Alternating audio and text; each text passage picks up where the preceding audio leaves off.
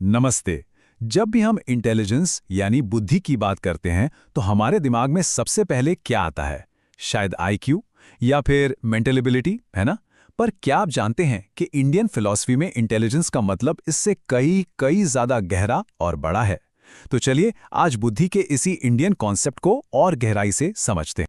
तो देखिए, Indian philosophy में बुद्धि को सिर्फ दिमाग की तेजी से नहीं नापा जाता। यहां पर इंटेलिजेंस के लिए एक बहुत ही खास शब्द है और वो है विवेक। जी हां, विवेक। हमारे प्राचीन ऋषि मुनि इंटेलिजेंस को विवेक ही मानते थे। तो ये विवेक आखिर है क्या? क्या ये सिर्फ प्रॉब्लम सॉल्व करने की काबिलियत है? नहीं, ये उससे कहीं बढ़कर है। विवेक का असली मतलब है सही और गलत के बीच और सच और झूठ के बीच का अंतर समझ पाना। तो ये सिर्फ एक मेंटल स्किल नहीं है, बल्कि ये एक तरह की मॉरल और स्पिरिचुअल समझ है, एक गहरी सूझबूझ है। और जानते हैं, इस इंडियन पर्सपेक्टिव में इंटेलिजेंस का असली मकसद क्या है?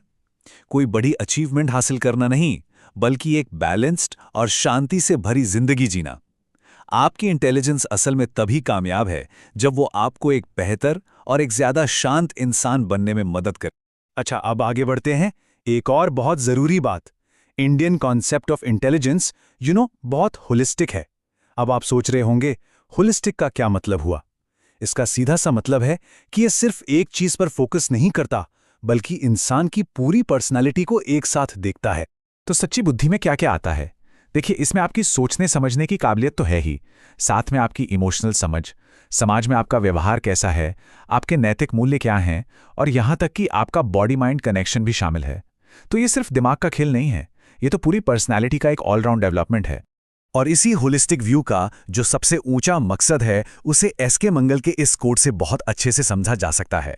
इसके मुताबिक इंटेलिजेंस का सबसे ऊंचा लेवल है सेल्फ रियलाइजेशन, मतलब अपनी आत्मा का उस यूनिवर्सल चेतना यानी परमात्मा से जुड़ जाना। ये एक बहुत ही गहरी सोच है जो इंटेलिजेंस को एक स्पिरिचुअल जर्नी की तरह देखती है। ठीक है, ये सब सुनने में तो बहुत अच्छा लगता है, पर सवाल ये उठता है कि ये इंटेलिजेंस असल जिंदगी में दिखती कैसे है?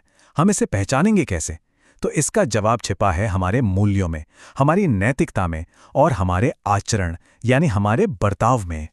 मतलब इस नज़रिए से देखें तो एक इंसान के पास कितनी नॉलेज है, ये उतना ज़रूरी नहीं है जितना ये कि वो उस नॉलेज को इस्तेमाल कैसे करता है, उसका व्यवहार कैसा है। असल में उसका चरित्र ही उसकी असली बुद्धि का आईना है।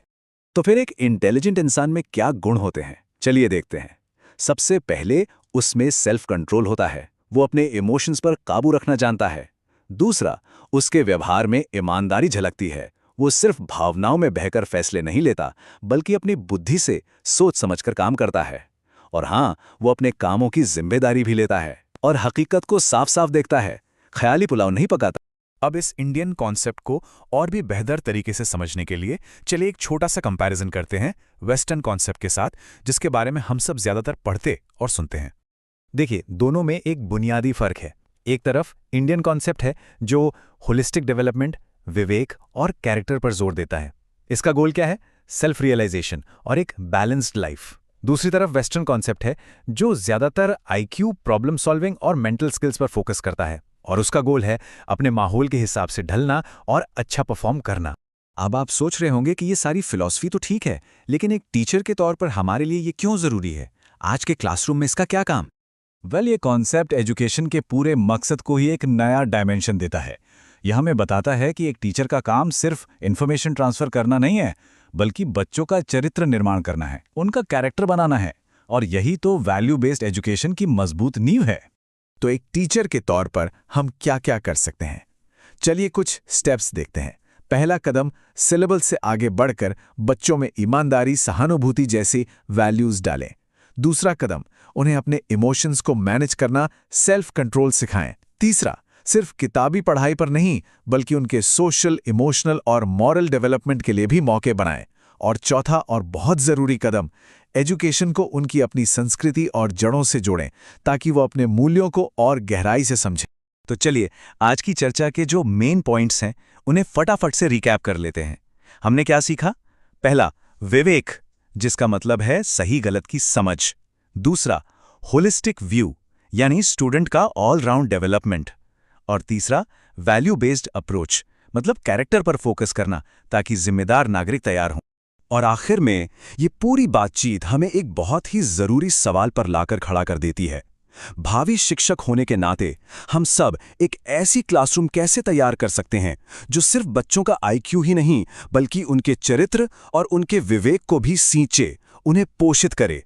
इस सवाल पर जरूर सोचिएगा। धन्यवाद।